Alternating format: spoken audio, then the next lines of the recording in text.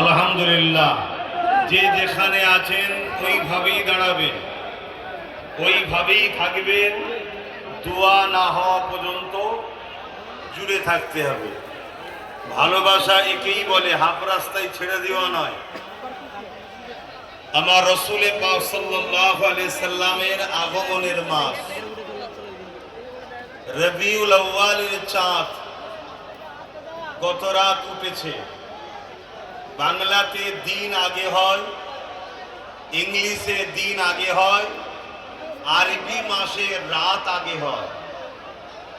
অর্থাৎ পয়লা রবিউল আউয়ালের দিন আজকে, গত রাত ছিল ওটা রবিউল আউয়াল শুরু হয়েছে।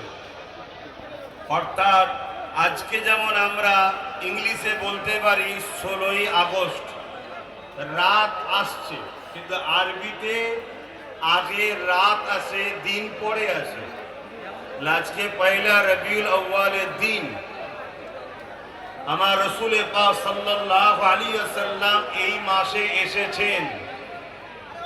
যে রাসূল না আসলে আমরা কিছুই পেতাম না, আল্লাহ পাক কিছুই বানাতেন না। সেই নবীর আগমনের মাস। নিশ্চয়ই আমরা জানি রমজান মাস বড় নিয়ামতের মাস। কারণ কি? রমজান মাসে আল্লাহর ফেরেশতারা এসেছেন, কোরআন নাজিল হয়েছে, কদরের রাত আছে। যে রাসূল না হলে কোরআনও পেতাম না, ফেরেশতাও আসতো না, সৃষ্টি হতো না। সেই রাসূলের আগমনের মাসের গুরুত্ব কতটা হতে পারে ভাবুন, জোরে বলুন সুবহানাল্লাহ। আজ মাহফিলে যারা এসেছে বেশিরভাগ যুবক। আমরা কখনো এখানে লাথি খেয়েছি, কখনো ওখানে লাথি খেয়েছি, কখনো সেখানে লাথি খেয়েছি। আমরা সর্বসময় ভালোবাসার নামে ধোঁকা খেয়েছি, তাই তো নাকি? কেন? ধোঁকাবাজকে প্রেম করেছেন, তাই তো ধোঁকা খেয়েছেন। আসুন এক লিডারের আলোচনা করছি, এক লিডারের কথা বলছি। ওই লিডারকে ভালোবাসুন। দুনিয়াতেও আপনি লিডারশিপ পাবেন, পরকালেও জান্নাতে উঁচু মাকাম পাবেন। জোরে বলুন সুবহানাল্লাহ। কেন? তিনার মতো লিডার আসেনি, আর আসবে, এবং তিনার রাজত্ব আজও চলছে।